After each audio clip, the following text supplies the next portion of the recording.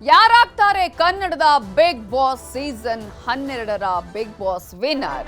ಈ ಪ್ರಶ್ನೆಗೆ ಇವತ್ತು ಉತ್ತರ ಸಿಗಲಿದೆ. ಇವತ್ತು ರಾತ್ರಿ 11 ಗಂಟೆಗೆ ಬಿಗ್ ಬಾಸ್ ಘೋಷಣೆಯಾಗುತ್ತೆ. ಯಾರಾಗ್ತಾರೆ ಕನ್ನಡದ ಬಿಗ್ ಬಾಸ್ ಅನ್ನುವಂತಹ ಕುತೂಹಲ ಎಲ್ರಿಗೂ ಕೂಡ ಇದೆ.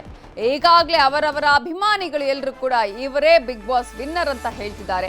ಒಂದಷ್ಟು ಜನ ಈಗಾಗಲೇ ಯಾರು 6 ಮಂದಿ ಕಂಟೆಸ್ಟೆಂಟ್ ಇದ್ದಾರೆ ಅವರ ಹೆಸರುಗಳನ್ನ ಹೇಳ್ತಿದ್ದಾರೆ. ಅದರಲ್ಲಿ ಮುಖ್ಯವಾಗಿ ಗಿಲ್ಲಿ, ಅಶ್ವಿನಿ ಗೌಡ, ಕಾವ್ಯ, ರಕ್ಷಿತಾ, ಧನುಷ್, ರಘು ಈ 6 ಮಂದಿಯಲ್ಲಿ ಬಿಗ್ ಬಾಸ್ ಕಿರೀಟವನ್ನ ಗೆಲ್ಲೋರು ಯಾರು, ಮುಡಿಗೇರಿಸಿಕೊಳ್ಳುವವರು ಯಾರು ಅನ್ನುವಂತಹ ಪ್ರಶ್ನೆಗೆ ಇವತ್ತು ಉತ್ತರ ಸಿಗುತ್ತೆ.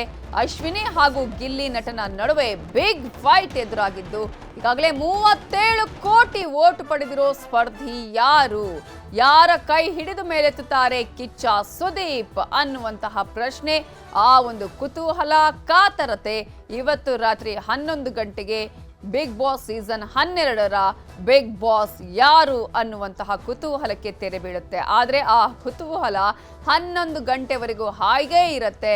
ಕಾರಣ ಈಗಾಗಲೇ ಜನರ ಮನಸ್ಸಲ್ಲಿ ಅಂತೂ ಒಬ್ಬ ಬಿಗ್ ಬಾಸ್ ಆಗಿದೆ. ಆದರೆ ಈಗ ನಿಜವಾದಂತಹ ಬಿಗ್ ಬಾಸ್ ಯಾರು ಅನ್ನೋದನ್ನ ತಿಳಿಯುವಂತಹ ಸಮಯ ರಾತ್ರಿ 11 ಗಂಟೆಗೆ. ಇವತ್ತು Bigg Boss season 12 grand finale ನಡೆಯಲಿದ್ದು ವೀಕ್ಷಕರಿಗೆ ಬಿಗ್ ಬಾಸ್ ತಂಡಕ್ಕೆ ಧನ್ಯವಾದವನ್ನ ಹೇಳಿದ್ದಾರೆ ಕಿಚ್ಚ ಸುದೀಪ್. ಇದೊಂದು ಅದ್ಭುತ ಸೀಸನ್ ಅಂತ ಹೇಳಿ ಕಿಚ್ಚ ಸುದೀಪ್ ಪೋಸ್ಟ್ ಅನ್ನ ಮಾಡಿದ್ದಾರೆ. 12ನೇ ಸೀಸನ್ಗೆ ಕಿಚ್ಚ ಸುದೀಪ್ ಅವರು ಹೋಸ್ಟ್ ಮಾಡಲ್ಲ ಅನ್ನುವಂತಹ ಸಾಕಷ್ಟು ಮಾತುಗಳ ನಂತರ ಕಿಚ್ಚ ಸುದೀಪ್ ಅವರನ್ನೇ ಮತ್ತೆ ಟೀಮ್ ಅವರ ಮನವೊಲಿಸಿ ಹೋಸ್ಟ್ ಮಾಡೋದಿಕ್ಕೆ ಅಲ್ಲಿ ಸಾಕಷ್ಟು ರೀತಿಯ ಪ್ರಯತ್ನಗಳನ್ನ ಮಾಡಿತ್ತು. ಆ ನಂತರ ಕಿಚ್ಚ ಸುದೀಪ್ ಒಪ್ಕೊಂಡು ಇಡೀ ಒಂದು ಸೀಸನ್ ಅನ್ನ ನಡೆಸಿಕೊಟ್ಟಿದ್ದಾರೆ. ಈ ಸಂದರ್ಭದಲ್ಲಿ ಸೂರ್ಯಾಸ್ತದ ಹೊತ್ತಿಗೆ ಬಿಗ್ ಬಾಸ್ ಸೀಸನ್ 12 ಮುಕ್ತಾಯವಾಗಲಿದೆ. ಬೆಂಬಲಕ್ಕಾಗಿ ಪ್ರತಿಯೊಬ್ಬ ವೀಕ್ಷಕರಿಗೂ ನನ್ನ ಹೃತ್ಪೂರ್ವಕ ಧನ್ಯವಾದ. ಈ ಅದ್ಭುತ ಯಶಸ್ಸಿಗೆ ಕಾರಣರಾದ ಇಡೀ ತಾಂತ್ರಿಕ ತಂಡಕ್ಕೆ ಅಭಿನಂದನೆಗಳು. ನೀವೆಲ್ಲರೂ ಇಲ್ಲದೆ ಇದ್ರೆ ಬಿಗ್ ಬಾಸ್ ಇಲ್ಲ ಅಂತ ಹೇಳಿ ಕಿಚ್ಚ ಸುದೀಪ್ ಪೋಸ್ಟ್ ಅನ್ನ ಹಾಕಿದ್ದಾರೆ. ಈ ಮೂಲಕ 111 ದಿನಗಳ ಕಾಲ ಸ್ಪರ್ಧಿಗಳು ಇದ್ರು. ಆ ಸ್ಪರ್ಧಿಗಳ ಜೊತೆಗೆ ವೀಕೆಂಡ್ ಅಲ್ಲಿ ಕಿಚ್ಚ ಸುದೀಪ್ ಅವರು ಬಂದು ಶನಿವಾರ ಮತ್ತು ಭಾನುವಾರ 2 ದಿನಗಳಲ್ಲಿ ಅಲ್ಲಿನ ಸ್ಪರ್ಧಿಗಳಿಗೆ ಟಿಪ್ಸ್ ಕೊಡ್ತಾ ಇದ್ರು, ಬೈತಾ ಇದ್ರು, ಸಜೆಷನ್ ಕೊಡ್ತಾ ಇದ್ರು.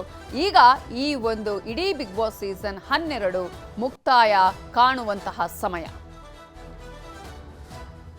ಫಿನಾಲೆಗೆ ಕಾಯಬೇಕು. ಮಂಡ್ಯದಲ್ಲಿ ಹೆಚ್ಚಾಯಿತು ಗಿಲ್ಲಿ ಅಭಿಮಾನಿಗಳ ಕೂಗು. ಗಿಲ್ಲಿ ಹೆಸರಲ್ಲಿ ಅನ್ನ ಸಂತರ್ಪಣೆ ಮಾಡಿದ್ದಾರೆ ಅಭಿಮಾನಿಗಳು. ಈಗಾಗಲೇ ಸಂಭ್ರಮಾಚರಣೆಯನ್ನೇ ಆರಂಭ ಮಾಡಿದ್ದಾರೆ ಅವರು. ಮಂಡ್ಯ ಮಿಮ್ಸ್ ಆಸ್ಪತ್ರೆಯಲ್ಲಿ ಅನ್ನ ಸಂತರ್ಪಣೆಯನ್ನ ಮಾಡಲಾಗಿದ್ದು ಕನ್ನಡ ಸೇನೆ ಮಂಜುನಾಥ್ ಅವರ ನೇತೃತ್ವದಲ್ಲಿ ನಡೆದಂತಹ ಅನ್ನ ಸಂತರ್ಪಣೆ. ಗಿಲ್ಲಿಗೆ ಜೈಕಾರ ಕೂಗಿ ಶುಭ ಕೋರಿದ್ದಾರೆ ಅಭಿಮಾನಿಗಳು. ಒಂದ್ ಕಡೆ ಅಭಿನಂದನೆಯನ್ನ ಸಲ್ಲಿಸ್ತಾ ಇದ್ರೆ, ಮತ್ತೊಂದು ಕಡೆ ಈಗಾಗಲೇ ಶುಭವನ್ನ ಕೋರಿ ಜೈಕಾರಗಳನ್ನ ಹಾಕಿ ಅನ್ನ ಸಂತರ್ಪಣೆಯನ್ನ ಮಾಡುವುದರ ಮೂಲಕ ಗಿಲ್ಲಿ ನಟನಿಗೆ ಸಪೋರ್ಟ್ ಅನ್ನ ಮಾಡ್ತಾ ಇದ್ದಾರೆ. ಈಗಾಗಲೇ 37 ಕೋಟಿ ಈ ರೀತಿಯಾಗಿ ಸಪೋರ್ಟ್ ಅನ್ನ ಪಡೆದಂತಹ ಅಥವಾ ಸಪೋರ್ಟ್ ಆಗಿ ಮತವನ್ನ ಪಡ್ಕೊಂಡಂತಹ ಈ ಬಿಗ್ ಬಾಸ್ ಯಾರು ಅನ್ನುವಂತಹ ಪ್ರಶ್ನೆಗೆ ಕೆಲವೇ ಹೊತ್ತಿನಲ್ಲಿ ಉತ್ತರ ಸಿಗುತ್ತೆ. ಮತ್ತು ಮಕ್ಕಳಿಂದ ವೃದ್ಧರವರೆಗೆ ಎಲ್ಲರನ್ನು ನಗಿಸುತ್ತಾ ರಂಜಿಸುತ್ತಾ ಫಿನಾಲೆಯಲ್ಲಿರುವಂತಹ ನಮ್ಮ ಮಂಡ್ಯದ ಪ್ರತಿಭಾವಂತ ನೈಜತೆಯಿಂದ ಆಟ ಆಡ್ತಾ ಇರುವಂತಹ ಮಂಡ್ಯದ ಗಂಡು ಗಿಲ್ಲಿ, ಮಂಡ್ಯದ ಗಂಡು ಗಿಲ್ಲಿ, ಕನ್ನಡದ ಹುಡುಗ ಗಿಲ್ಲಿ. ಬಿಗ್ ಬಾಸ್ ನಲ್ಲಿ ರಕ್ಷಿತಾ ಗೆಲ್ಲುವಂತೆ ಆಕೆಯ ಕುಟುಂಬಸ್ಥರು ವಿಶ್ ಮಾಡಿದ್ದಾರೆ. ರಕ್ಷಿತಾ ಮುಂಬೈನಲ್ಲಿ ಬೆಳೆದ ಹುಡುಗಿ, ಹೀಗಾಗಿ ಆಕೆಗೆ ಕನ್ನಡ ಸರಿಯಾಗಿ ಬರಲ್ಲ ಅಂತ ರಕ್ಷಿತಾ ಅಜ್ಜಿ ಹೇಳಿದ್ದಾರೆ. ಈ ವೇಳೆ ಕುಟುಂಬಸ್ಥರು ವಿಶ್ ಮಾಡಿದ್ದಾರೆ. ಅವಳನ್ನು ನೋಡುವಾಗ ಅವಳು ವಿನ್ ಆಗಿ ಬರ್ಬೇಕು ಅಂತ ಆಸೆ ನನಗೆ ಅಷ್ಟೇ. ಮನೆಯಲ್ಲಿ ಕೂಡ ಈಗ ಅದಿದ್ದಾಳಲ್ಲ ಹಾಗೆ ಅವಳು ಸೇಮ್ ಸೇಮ್ ಬದಲಾಗಿಲ್ಲ. ಅವಳು ಹಿಂದಿ ತುಳು ಕೂಡ ಸ್ವಲ್ಪ ಕಡಿಮೆ ಅವಳಿಗೆ. ಇಲ್ಲಿ ಕೂಡ ಮನೆಯಲ್ಲಿ ಕೂಡ ಕ್ಲೀನ್ ಮಾಡುವುದು, ಅಡಿಗೆ ಹಾಕುವುದು ಎಲ್ಲ ಮಾಡುವುದು ಅಂದ್ರೆ ಇಷ್ಟ ಅವಳಿಗೆ. ಎಲ್ಲರಿಗೂ ಊಟ ಮಾಡ್ಬೇಕು ಅವಳಿಗೆ, ಅವಳು ಊಟ ಮಾಡುವುದು ಹಾಗೆ ಅಲ್ಲಿ ಮಾಡ್ತಾರೆ. ಅದೊಂದು ಖುಷಿ ನಮಗೆ. ಈಗ 2 ಹೆಸರು ಕೇಳಿ ಬರ್ತಿದೆ, ಗಿಲ್ಲಿ ಮತ್ತೆ ರಕ್ಷಿತಾ. ಯಾರು ವಿನ್ ಆಗ್ಬೇಕು ಇಬ್ಬರಲ್ಲಿ? ಅದು ಗೊತ್ತಿಲ್ಲಮ್ಮ ನಮಗೆ. ಇಬ್ಬರು ಕೂಡ ಇಷ್ಟವೇ, ಇಷ್ಟ. ಅಣ್ಣ ಅಂತ ಕರೀತಾಳಲ್ಲ ಅವಳು, ಅದು ನನಗೆ ನೋಡಿ ತುಂಬಾ ಇಷ್ಟ ಆಗ್ತದೆ. ಯಾರು ಅಂದ್ರೆ ಖುಷಿ. ಆಲ್ ದ ಬೆಸ್ಟ್ ರಕ್ಷಿತಕ್ಕ, ವಿನ್ ಆಗಿ ಬರ್ಬೇಕು. ರಕ್ಷಿತಕ್ಕ ಆಟ ಆಡ್ತಿದ್ರು, ಎಂತಾದ್ರೂ ಗೆಲ್ಬರ್ತಾರೆ. ಅವಳು ಗೆದ್ದೇ ಬರ್ಬೇಕಲ್ಲ, ನಮ್ಮ ಕರಾವಳದ ಹುಡುಗಿ ಅದು. ಗೆದ್ದು ಬಂದು ನಮ್ಗಷ್ಟು ಸಂತೋಷ ಅಂದ್ರೆ ಯಾರಿಗೂ ಇಲ್ಲ. ನಮ್ಮಂದ್ರೆ ತುಳುನಾಡು ಹುಡುಗಿ ಅದು. ಅವಳಂದ್ರೆ ಬೊಂಬೆಯಲ್ಲಿ ಹುಟ್ಟಿ ಬೆಳೆದದ್ದು ಎಲ್ಲ ಅದೇ ಬೊಂಬೆಯಲ್ಲಿ. ಪರಿಚಯ ಅಂದ್ರೆ ತುಂಬಾ ಕ್ಲೋಸ್ ಫ್ರೆಂಡ್, ಒಂದು ತಂಗಿ ಹಾಗೆ, ನಮ್ಮ ನೆರೆಕರೆ ಹಾಗೆ, ಮತ್ತೆ ನಮ್ಮ ಕರಾವಳಿ ಹೆಣ್ಣು ಹುಡುಗಿ ಅಂತ. ಹಾಗಾಗಿ ಅವಳು ಗೆದ್ದು ಬರ್ಬೇಕು, ನಮ್ಗೆ ತುಂಬಾ ಒಂದು ಆಸೆ ಉಂಟು. ದೇವದೇವ್ರನ್ನ ಅವಳು ಗೆದ್ದು ಬರ್ಲೇಬೇಕು, ನಮ್ಮ ಈ ತುಳುನಾಡಿಗೆ ಕೀರ್ತಿಯನ್ನು ಹೊಂದಿಸಿ ತರ್ಬೇಕು ಅವಳು. ಬಿಗ್ ಬಾಸ್ ಅಲ್ಲಿ ರಕ್ಷಿತಾ ವಿನ್ ಆಗ್ಬೇಕಂತ ಹೇಳಿ ನಮ್ಮ ಊರವರಂತಲ್ಲ, ಇಡೀ ಕರ್ನಾಟಕದಲ್ಲಿ ಎಲ್ಲರೂ ಆಶಿಸ್ತಾ ಇರೋದೊಂದೇ ರಕ್ಷಿತಾ ವಿನ್ ಆಗಿ ಬರ್ಬೇಕು ಅಂತ ಹೇಳಿ. ಅದೇ ರೀತಿ ರಕ್ಷಿತಾ ವಿನ್ ಆಗಿ ಬರ್ತಾಳೆ ಅನ್ನೋ ಹೋಪ್ ನಮಗೆ ತುಂಬಾನೇ ಇದೆ. ಯಾವ ರೀತಿ ಆಟ ಆಡಿದಾಳೆ, ಅವಳ ವ್ಯಕ್ತಿತ್ವ ಯಾವ ರೀತಿ ಪ್ರದರ್ಶಿಸಿದಾಳೆ ಅಂತ ನಾವೆಲ್ಲರೂ ನೋಡಿದ್ದೇವೆ. So all the best Rakshita, she is a winner of Bigg Boss season 12. ನಮ್ಮ ಊರಿನ ಕಲ್ಚರ್ ಅನ್ನು ತುಂಬಾ ರೀತಿಯಲ್ಲಿ ವ್ಯಕ್ತಿತ್ವ ಪಡಿಸಿದಾಳೆ.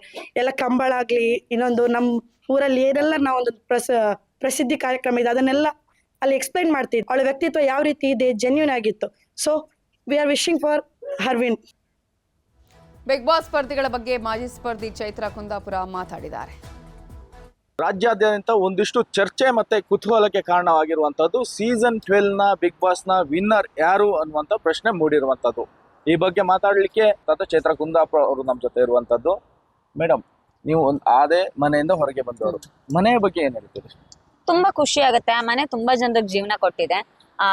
ಅದೊಂದು ಒಂದ್ ಮಾಯಾವಿ ಮನೆ ಅಂತ ನಾನು ಯಾವಾಗ್ಲೂ ಕರಿತೀನಿ. ಯಾಕೆಂದ್ರೆ ಆ ಮನೆ ಒಳಗಡೆ ಒಂದಿನ ಹೋದವನು ಕೂಡ ಸೆಲೆಬ್ರಿಟಿನೇ, ಒಂದಿನ ಹೋದವನಿಗೆ ಒಂದ್ ಬೇರೆದೇ ಪ್ರೀತಿ, ವಿಶ್ವಾಸ ಮತ್ತು ಅದೊಂದು ಹೆಸರು ಬೇರೆನೆ ಸಿಗುತ್ತೆ, ಅವಕಾಶಗಳು ಹಾಗೆ ಸಿಗುತ್ತೆ.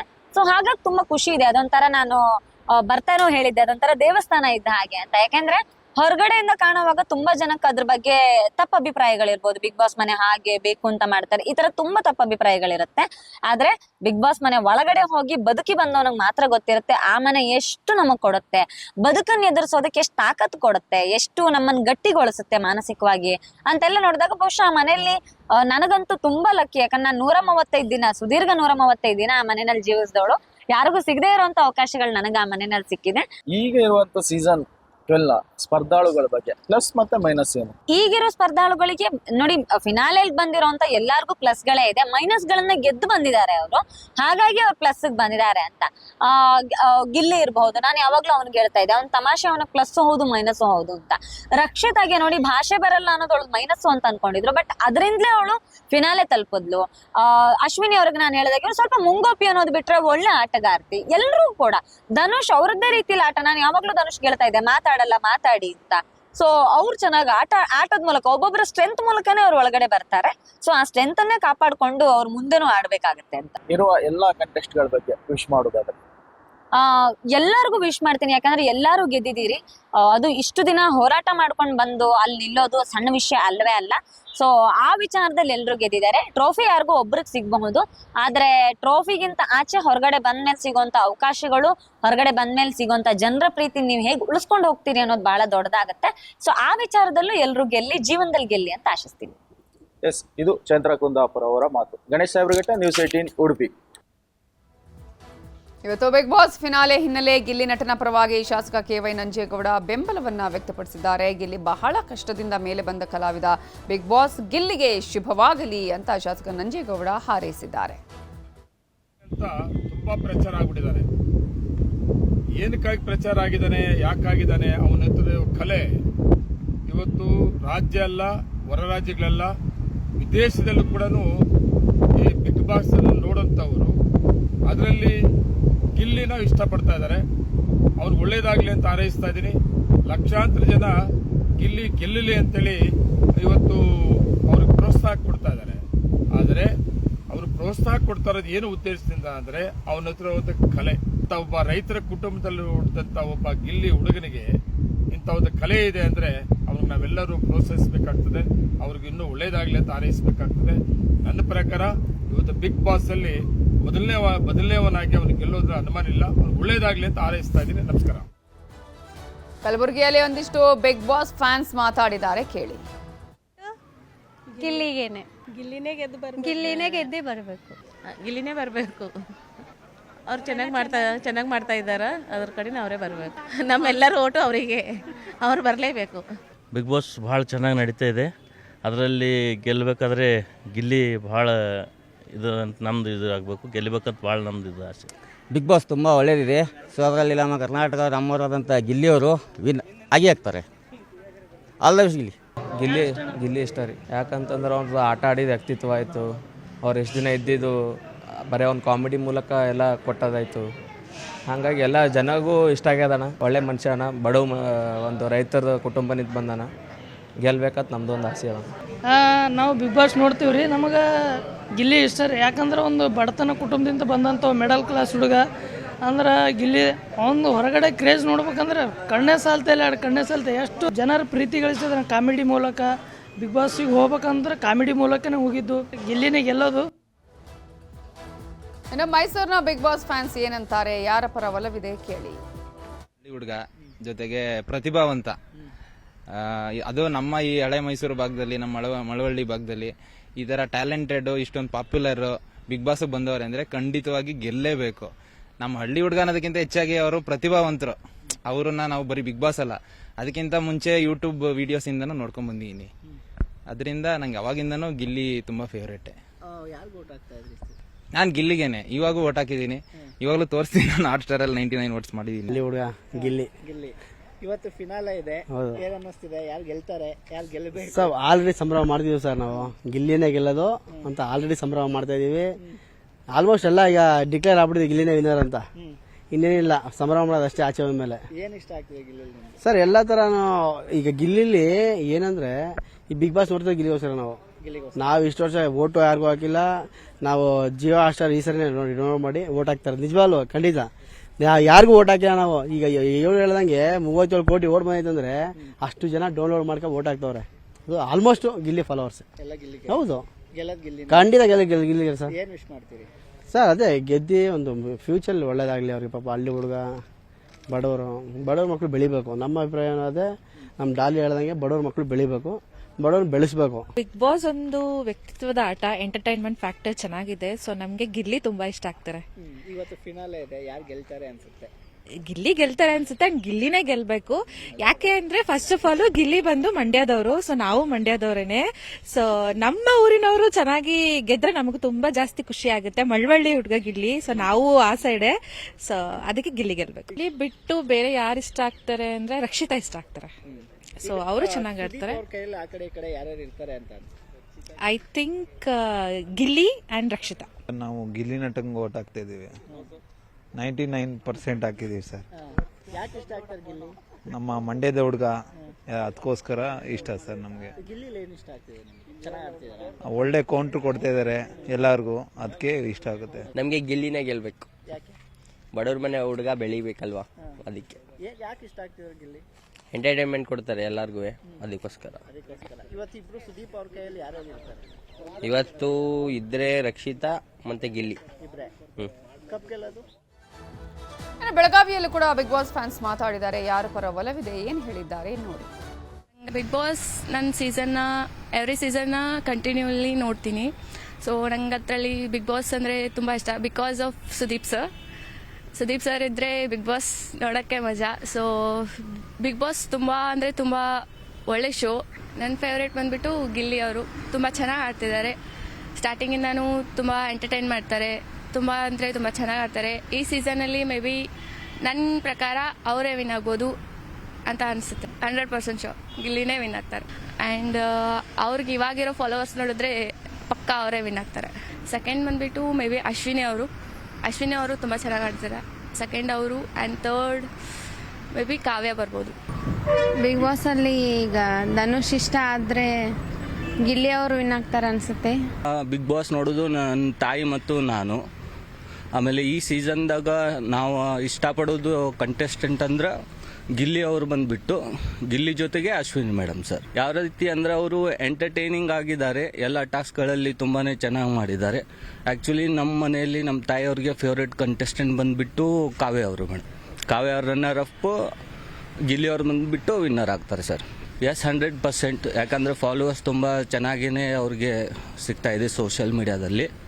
ಆ ಕಾರಣದಿಂದ 100% ಅವರೇ ವಿನ್ ಆಗೋದು ಸರ್. ಅಬಕಾರಿ ಇಲಾಖೆಯಲ್ಲಿ ಬ್ರಹ್ಮಾಂಡ ಭ್ರಷ್ಟಾಚಾರ. ನಿನ್ನೆ ಬಂಧನವಾಗಿದ್ದ 3 ಜೈಲಿಗೆ ಶಿಫ್ಟ್ ಆಗಿದ್ದಾರೆ. ಅಬಕಾರಿ ಡಿಸಿ ಕಾನ್ಸ್ಟೇಬಲ್ ಸೂಪರಿಂಟೆಂಡೆಂಟ್ ಅವರನ್ನ ಈಗ ಜೈಲಿಗೆ ಕಳುಹಿಸಲಾಗಿದೆ. ಅಬಕಾರಿ ಇಲಾಖೆಯಲ್ಲಿ ಬ್ರಹ್ಮಾಂಡ ಭ್ರಷ್ಟಾಚಾರ ನಡೆದಿರೋದು, ಅದಕ್ಕೆ ಕಾರಣ, ಅದಕ್ಕೆ ಸಾಕ್ಷಿ ನಿನ್ನೆ ಬಂಧನ ಆಗಿದ್ದಂತಹ ಮೂವರು ಕೂಡ ಅಂತ ನಾವಿಲ್ಲಿ ಹೇಳಬೇಕಾಗುತ್ತೆ. ಕಾರಣ ಈಗಾಗಲೇ ಅವರು ಯಾವ ರೀತಿಯಾಗಿ ಭ್ರಷ್ಟಾಚಾರ ಮಾಡ್ತಾ ಇದ್ರು ಅನ್ನೋದನ್ನ ನೇರವಾಗಿ ಲೋಕಾಯುಕ್ತ ಅಧಿಕಾರಿಗಳೇ ಅವರನ್ನ ಟ್ರ್ಯಾಪ್ ಮಾಡಿ ಹಿಡಿದಿದ್ದನ್ನು ಗಮನಿಸಬಹುದು. ಮೂವರು ನಿನ್ನೆ ಬಂಧನಕ್ಕೊಳಗಾಗಿದ್ರು, ಅವರನ್ನ ಜೈಲಿಗೆ ಶಿಫ್ಟ್ ಮಾಡಲಾಗಿದೆ. ಅಬಕಾರಿ ಡಿಸಿ ಕಾನ್ಸ್ಟೇಬಲ್ ಸೂಪರಿಂಟೆಂಡೆಂಟ್ ಜೈಲಿಗೆ ಈಗ ಅವರನ್ನ ಕಳುಹಿಸಲಾಗಿದ್ದು, ಅಬಕಾರಿ ಡಿಸಿ ಜಗದೀಶ್, ತಮ್ಮಣ್ಣ ಹಾಗೇನೆ ಕಾನ್ಸ್ಟೇಬಲ್ ಲಕ್ಕಪ್ಪ ಅವರನ್ನ ಜೈಲಿಗೆ ಕಳುಹಿಸಲಾಗಿದೆ. ತಡರಾತ್ರಿವರೆಗೂ ಲೋಕಾಯುಕ್ತ ಅಧಿಕಾರಿಗಳು ವಿಚಾರಣೆಯನ್ನ ನಡೆಸಿದ್ದಾರೆ. ಜೊತೆಗೆ ಹಣ ಪಡೆದ ಕೆಲ ಸಾಕ್ಷಿಗಳನ್ನ ಕೂಡ ಲೋಕಾಯುಕ್ತ ಅಧಿಕಾರಿಗಳು ಕಲೆ ಹಾಕಿದ್ದಾರೆ. ಬಂಧಿತ ಮೂವರು ಬ್ಯಾಂಕ್ ಖಾತೆಗಳ ಮಾಹಿತಿಯ ಕಲೆಗೆ ಸಿದ್ಧತೆಯನ್ನ ಮಾಡಿಕೊಳ್ಳಲಾಗಿದ್ದು, ಹಣ ವರ್ಗಾವಣೆ ಬಗ್ಗೆ ಲೋಕಾಯುಕ್ತ ಮಾಹಿತಿಯನ್ನು ಕಲೆ ಹಾಕಿದೆ. ಇನ್ನು ಬ್ಯಾಂಕ್ ಟ್ರಾನ್ಸಾಕ್ಷನ್ ಮಾಹಿತಿ ಪಡೆದು ಪರಿಶೀಲನೆಯನ್ನು ಕೂಡ ಮಾಡಿದ್ದಾರೆ. ಮಾಜಿ ಕಾರ್ಪೊರೇಟರ್ ಲಕ್ಷ್ಮೀನಾರಾಯಣ್ ಬಾರ್ ಓಪನ್ ಮಾಡೋದಕ್ಕೆ ಮುಂದಾಗಿದ್ರು. ಬಾರ್ ತೆರೆಯೋದಕ್ಕೆ ಸರ್ಕಾರಕ್ಕೆ ನಿಗದಿತ ಫೀಸ್ ಕೂಡ ಅವರು ಪೇ ಮಾಡಿದ್ರು. ಆದರೆ ಅಬಕಾರಿ ಡಿಸಿ ಜಗದೀಶ್ 2 ಕೋಟಿಗೆ ಲಂಚಕ್ಕೆ ಬೇಡಿಕೆಯನ್ನ ಇಟ್ಟಿದ್ರಂತೆ. ಹೀಗಾಗಿ ಲಕ್ಷ್ಮೀನಾರಾಯಣ್ ಅಬಕಾರಿ ಡಿಸಿ ವಿರುದ್ಧ ಲೋಕಾಯುಕ್ತಗೆ ದೂರನ್ನ ಕೊಡ್ತಾರೆ. ದೂರನ್ನ ಕೊಟ್ಟಂತಹ ಹಿನ್ನೆಲೆಯಲ್ಲಿ ನಿನ್ನೆ ಜಗದೀಶ್ ಅವರು 24 ಲಕ್ಷ ರೂಪಾಯಿ ಹಣವನ್ನ ಸ್ವೀಕರಿಸುವ ಸಂದರ್ಭದಲ್ಲಿ ಲೋಕಾಯುಕ್ತ ಬಲೆಗೆ ಬಿದ್ದಿದ್ದಾರೆ.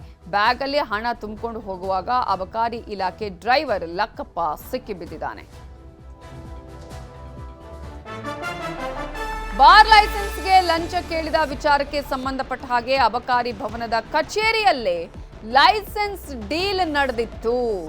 ಈ ಡೀಲ್ ವೇಳೆ ಅಬಕಾರಿ ಸಚಿವರ ಹೆಸರು ಕೂಡ ಪ್ರಸ್ತಾಪ ಆಗಿತ್ತು. ಬಾರ್ ಲೈಸೆನ್ಸ್ಗೆ ಈಗ ಲಂಚ ಕೇಳಿದ್ದು 2 ಕೋಟಿ ಲಂಚದ ವಿಚಾರ. ಅಬಕಾರಿ ಭವನದ ಕಚೇರಿಯಲ್ಲೇ ಎಲ್ಲ ಡೀಲಿಂಗ್ ಕೂಡ ಆಗಿದ್ದು, ಅದರಲ್ಲೂ ಪ್ರಮುಖವಾಗಿ ಡೀಲ್ ವೇಳೆ ಅಬಕಾರಿ ಸಚಿವರ ಹೆಸರು ಕೂಡ ಪ್ರಸ್ತಾಪ ಆಗುತ್ತೆ. ಲೋಕಾಯುಕ್ತ ಅಧಿಕಾರಿಗಳ ಮುಂದೆ ಹೆಸರು ಪ್ರಸ್ತಾಪ ಆಗಿದ್ದು, ಈ ಮೂಲಕ ಇದೀಗ ಸಚಿವರಿಗೆ ಸಂಕಷ್ಟ ಎದುರಾಗುತ್ತಾ ಅನ್ನುವಂತಹ ಪ್ರಶ್ನೆ ಕೂಡ ಇದೆ. ಲಂಚಕ್ಕೆ ಬೇಡಿಕೆ ಇಟ್ಟಂತಹ ಆಡಿಯೋದಲ್ಲಿ ಹಾಗಾದ್ರೆ ಏನಿದೆ ಕೇಳಿ. ಮೈಕ್ರೋಗೆ ಮಿನಿಸ್ಟರ್ಗೂ 1.5 ನಿಮ್ಗೆ ಇರೋ ಫ್ಯಾಕ್ಟ್ಸ್ ಏನ್ ನಡೀತಿದೆ ಅಂತ ಏನೋ ಒಂದು 25 ಕಮ್ಮಿ ಮಾಡ್ಕೊತಾರೆ. ಆಯ್ತು ಹಂಗೆ ಅಂತ ಅದನ್ನ ಅಡ್ಜಸ್ಟ್ ಮಾಡ್ಕೊಂಡು ಇದು ಇಲ್ಲಿಂದ ಎಲ್ಲೆಲ್ಲಿ ಹೋಗುತ್ತೆ ಅಂದರೆ ಇನ್ಸ್ಪೆಕ್ಟ್ರು, ಡೆಪ್ಟಿ, ಇಲ್ಲೇ office, revenue D C office, ಅಲ್ಲಿಂದ ನಮ್ಮ ಕಮಿಷನ್ ಆಫೀಸಲ್ಲಿ 4 ಟೇಬಲ್ ಹೋಗುತ್ತೆ, ಮಿನಿಸ್ಟ್ರಿಗೆ ಹೋಗುತ್ತೆ, J C additional commissioner, 2 D C ಇದರಲ್ಲಿ ಅವರೇ ಇಶ್ಯೂ ಮಾಡ್ತಾರೆ. ಕಮಿಷನರೇ ಇಶ್ಯೂ ಮಾಡ್ಕೊಳ್ತಾರೆ. ವಿಟಮಿನ್ ಎಮ್ ಕೊಟ್ಟರೆ ಇಲ್ಲ ಅಂದರೆ ಓಡಾಡಿಸ್ತಾರೆ. ನಮಗೆ 28 ಇನ್ಫಾರ್ಮೇಷನ್ ಕೇಳ್ತಾರೆ.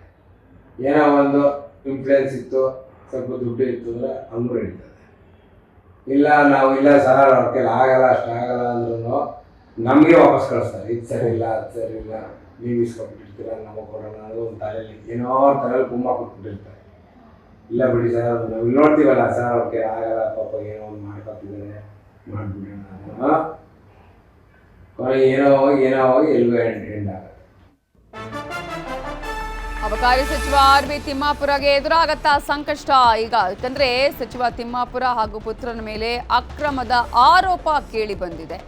ಫೋನ್ ಸಂಭಾಷಣೆಯಲ್ಲಿ ತಿಮ್ಮಾಪುರ ಅವರ ಪುತ್ರರ ಹೆಸರು ಕೂಡ ಇಲ್ಲಿ ಬಳಕೆ ಆಗಿರೋದು. ಈ ಮೂಲಕ ಅಬಕಾರಿ ಸಚಿವ ಆರ್.ಬಿ. ತಿಮ್ಮಾಪುರಗೆ ಸಂಕಷ್ಟ ಎದುರಾಗುತ್ತೆ. ಈ ಹಿಂದೆ ಕೂಡ ಇಂಥದ್ದೇ ಒಂದು ಆರೋಪ ಕೇಳಿ ಬಂದಿದ್ದನ್ನು ನಾವಿಲ್ಲಿ ನೆನಪಿಸಿಕೊಳ್ಳಬಹುದು. ಸಚಿವ ತಿಮ್ಮಾಪುರ ಹಾಗೂ ಪುತ್ರನ ಮೇಲೆ ಇದೀಗ ಅಕ್ರಮದ ಆರೋಪ ಕೇಳಿ ಬಂದಿದ್ದು, ಫೋನ್ ಸಂಭಾಷಣೆಯಲ್ಲಿ ತಿಮ್ಮಾಪುರ ಅವರ ಪುತ್ರರ ಹೆಸರು ಬಳಕೆಯಾಗಿದೆ. ಹಣಕ್ಕೆ ಬೇಡಿಕೆ ಇಟ್ಟ ಆಡಿಯೋ ಆಧರಿಸಿ ದೂರನ್ನ ಕೊಟ್ಟಿದ್ದಾರೆ ಜೆಡಿಎಸ್ನ ಶಾಸಕ. ಈ ಕುರಿತು ಸಿಎಂ ಸಿದ್ದರಾಮಯ್ಯ, ಸಿಎಸ್ಗೂ ಕೂಡ ಜೆಡಿಎಸ್ ದೂರನ್ನ ನೀಡಿದೆ. ಜೆಡಿಎಸ್ ಶಾಸಕ ಎಚ್.ಟಿ. ಮಂಜು ಅವರು ಸಿಎಂ ಹಾಗೇನೆ ಸಿಎಸ್ಗೂ ಕೂಡ ದೂರನ್ನ ಸಲ್ಲಿಸಿದ್ದಾರೆ. ಇದೀಗ ದೂರನ್ನ ಆಧರಿಸಿ ಪರಿಶೀಲನೆಗೆ ಸೂಚನೆ ಕೊಟ್ಟಿದ್ದಾರೆ ಸಿಎಸ್ ಶಾಲಿನಿ ರಜನೀಶ್.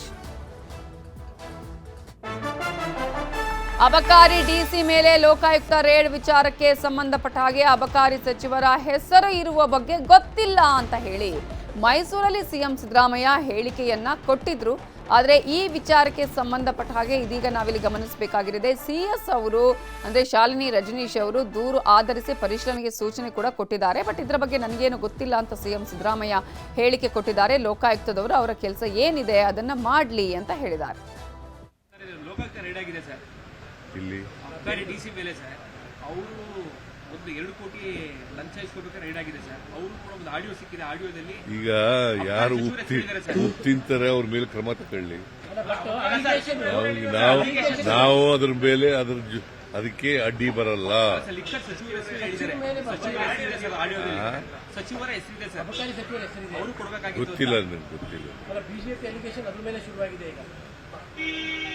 ಭ್ರಷ್ಟಾಚಾರ ನಡೀತಾ ಇದೆ ಇಷ್ಟರ ಮಟ್ಟಿಗೆ. ಲಿಕ್ಕರ್ ಸಚಿವರು ಅದನ್ನ ಈಗ 40% ಕಮಿಷನ್ ತಗೋತಾರೆ ಅಂತ ಯಾರು ಹೇಳಿದ್ರು? ಕೆಂಪಣ್ಣ ಅಲ್ಲ. ಅಬಕಾರಿ ಇಲಾಖೆಯಲ್ಲಿ ಬ್ರಹ್ಮಾಂಡ ಭ್ರಷ್ಟಾಚಾರದ ಬಗ್ಗೆ ಸರ್ಕಾರದ ವಿರುದ್ಧ ಬಿಜೆಪಿ ನಾಯಕರು ಕಿಡಿಕಾರಿದ್ದಾರೆ. ವಿಪಕ್ಷ ನಾಯಕ ಆರ್ ಅಶೋಕ್ ಮಾತನಾಡಿ, ಸರ್ಕಾರ ಭ್ರಷ್ಟಾಚಾರದ ಹೊಳೆಯಲ್ಲಿ ಮಿಂದು ಏಯ್ತಾ ಇದೆ. ನಿನ್ನೆ 25 ಲಕ್ಷ ಲಂಚ ಪಡೆಯುವಾಗ ರೆಡ್ ಹ್ಯಾಂಡ್ ಆಗಿ ಅಬಕಾರಿ ಅಧಿಕಾರಿಗಳು ಸಿಕ್ಕಿಬಿದ್ದಿದ್ದಾರೆ. ಇದಕ್ಕೆ ನೇರ ಕಾರಣ ಸಿದ್ದರಾಮಯ್ಯ ಅಂತ ಹೇಳಿದ್ದಾರೆ. ಇನ್ನು ಅಬಕಾರಿ ಡಿಸಿ ಜಗದೀಶ್ ನಾಯ್ಕ್ A1 ಖದೀಮ, ಸೂಪರಿಂಟೆಂಡೆಂಟ್ ತಮ್ಮಣ್ಣ ಮಿನಿ ಖದೀಮ, ಲಕ್ಕಪ್ಪ ಗಣಿ ಹೆಸರಲ್ಲೇ ಗಣಿ ಇದೆ ಅಂತ ವಾಗ್ದಾಳಿ ಮಾಡಿದ್ದಾರೆ. ಅಬಕಾರಿ ಉಪ ಆಯುಕ್ತ ಜಗದೀಶ್ ನಾಯಕ್ ಮೇನ್ A1 ಖದೀಮ, ಸೂಪರಿಂಟೆಂಡೆಂಟ್ KM ತಮ್ಮಣ್ಣ A2 ಅವನು ಮಿನಿ ಖದೀಮ, ಕಾನ್ಸ್ಟೇಬಲ್ ಪೊಲೀಸರೇ ಕಳ್ಳರು. ಈಗ ಇನ್ನೊಂದು ಕಳ್ಳರು ಸೇರ್ಕೊಂಡ್ರು, ಅಬಕಾರಿ ಇಲಾಖೆಯ ಪೊಲೀಸರು. ಲಕ್ಕಪ್ಪ ಗಣಿ, ಅವನ ಹೆಸರೇ ಗಣಿ ಲೂಟಿ. ಇವರು 3 ಜನ ಸೇರ್ಕೊಂಡು ಇವತ್ತು ಲಂಚವನ್ನು ಪಡೆದಿರೋದು ರೆಡ್ ಹ್ಯಾಂಡಾಗೆ ಸಿಕ್ಕಾಕೊಂಡಿದೆ. ಇವತ್ತು 750 ಇಂಟು 1.5 ಕೋಟಿ ಅಂತ ಹೇಳಿದ್ರೆ 1225 ಕೋಟಿ. ಇದೇ ವಿಚಾರಕ್ಕೆ ಸಂಬಂಧಪಟ್ಟ ಹಾಗೆ ಇನ್ನಷ್ಟು ಡೀಟೇಲ್ಸ್ ಅನ್ನ ಕೊಡೋದಕ್ಕೆ ನಮ್ಮ ರಿಪೋರ್ಟರ್ ಕಾರ್ತಿಕ್ ನೇರ ಸಂಪರ್ಕದಲ್ಲಿ ಜಾಯ್ನ್ ಆಗಿದ್ದಾರೆ. ಕಾರ್ತಿಕ್, ಈಗಾಗಲೇ ಸರ್ಕಾರದ ಮೇಲೆ ಜೊತೆಗೆ ಕೂಡ ಅಬಕಾರಿ ಸಚಿವರ ಮೇಲೆ ಒಂದು ಆರೋಪ, ಅವರ ಹೆಸರೇ ಈಗ ಕೇಳಿ ಬರ್ತಾ ಇರುವಂತದ್ದು. ಈ ಒಂದು 3 ಬಂಧನದ ಸಂದರ್ಭದಲ್ಲಿ ಇದೀಗ ಯಾವ ರೀತಿಯಾಗಿ ರಾಜಕೀಯ ಸ್ವರೂಪವನ್ನ ಇದು ಪಡೆದುಕೊಳ್ತಾ ಇದೆ, ಜೊತೆಗೆ ಯಾವ ರೀತಿಯಾದ ಬೆಳವಣಿಗೆಗಳು ನಡೀತಾ ಇದೆ?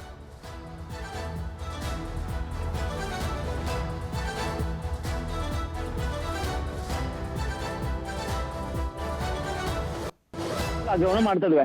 ಈ ಒಂದು ಆಡಿಯೋ ಪ್ರಕರಣ ಏನಿದೆ ಇದು ಕಳೆದ ವರ್ಷ ವೈರಲ್ ಆಗಿತ್ತು. ಅಬಕಾರಿ ಜಂಟಿ ಆಯುಕ್ತರು ಏನು ಈ ಒಂದು ಆಡಿಯೋದಲ್ಲಿ ಮಾತನಾಡಿದ್ರು. ಆ ಒಂದು ಮಾತನಾಡಿರ್ತಕ್ಕಂಥ ಸಂದರ್ಭದಲ್ಲಿ ಅಬಕಾರಿ ಸಚಿವರನ್ನ ಅಥವಾ ಅವರ ಪುತ್ರನಿಂದ ನೀವು ಕರೆಯನ್ನ ಮಾಡಿಸಿ ಎನ್ನುವಂತ ಒಂದು ಹೇಳಿಕೆಯು ಕೂಡ ಒಂದು ಆಡಿಯೋದಲ್ಲಿ ಇತ್ತು. ನಂತರದಲ್ಲಿ ಇಲಾಖೆಯ ಒಂದು ವಿಚಾರಣೆ ವೇಳೆ ಇಲಾಖೆ ಕೊಟ್ಟಿರ್ತಕ್ಕಂತ ಒಂದು ನೋಟಿಸ್ನಲ್ಲಿ ಅವರು ಅಬಕಾರಿ ಜಂಟಿ ಆಯುಕ್ತರು ಈ ಸಂಭಾಷಣೆ ನಂದು ಅಲ್ವೇ ಅಲ್ಲ ಅನ್ನುವಂತ ರೀತಿಯಲ್ಲಿ ಆರೋಪವನ್ನು ತಳ್ಳಿ ಹಾಕಿದ್ರು. ಅದಾದ ನಂತರದಲ್ಲಿ ಅಧಿವೇಶನದ ವೇಳೆಯೂ ಕೂಡ ಈ ವಿಚಾರವನ್ನ JDS ನ ಶಾಸಕರೊಬ್ಬರು ಪ್ರಸ್ತಾಪವನ್ನು ಮಾಡುವಂತ ಸಂದರ್ಭದಲ್ಲಿ ಸ್ವತಃ R.B. ತಿಮ್ಮಾಪುರ್ ಅವರು ಉತ್ತರವನ್ನು ಕೊಡ್ತಾರೆ. ಈ ಒಂದು ಆಡಿಯೋದಲ್ಲಿ ಇರ್ತಕ್ಕಂತ ಹೇಳಿಕೆ ನಂದು ಅಲ್ವೇ ಅಲ್ಲ ಅಥವಾ ಆ ಒಂದು ಸಂಭಾಷಣೆ ನಾನು ಮಾಡೇ ಇಲ್ಲ ಅನ್ನುವಂಥದ್ದನ್ನ ಜಂಟಿ ಆಯುಕ್ತರು ಅಂದ್ರೆ ಉತ್ತರವನ್ನು ಕೊಟ್ಟಿದ್ದಾರೆ. ಜೊತೆಗೆ ಈ ಒಂದು ವಿಚಾರಕ್ಕೆ ಸಂಬಂಧಪಟ್ಟಂತೆ ಯಾರು ದೂರುದಾರರು ಇಲ್ಲದೆ ಇರತಕ್ಕಂತ ಕಾರಣಕ್ಕಾಗಿ ಈ ತನಿಖೆಯನ್ನು ನಾವು ಮುಂದುವರಿಸೋದಕ್ಕೆ ಆಗೋದಿಲ್ಲ ಅನ್ನುವಂತ ಒಂದು ಉತ್ತರವನ್ನ R.B. ತಿಮ್ಮಾಪುರ್ ಅವರೇ ಸದನದಲ್ಲಿ ಕೊಟ್ಟಿರ್ತಾರೆ. ಅದಾದ ನಂತರದಲ್ಲಿ ಲೋಕಾಯುಕ್ತಕ್ಕೂ ಕೂಡ ದೂರನ್ನ ಸಲ್ಲಿಕೆ ಮಾಡಲಾಗುತ್ತೆ. ಲೋಕಾಯುಕ್ತ ಪೊಲೀಸರು ಟ್ರ್ಯಾಪ್ ನ ಮೂಲಕವಾಗಿ ಈಗ 3 ಅಧಿಕಾರಿಗಳನ್ನ ಈಗಾಗಲೇ ಬಂಧನವನ್ನು ಕೂಡ ಮಾಡಿದ್ದಾರೆ.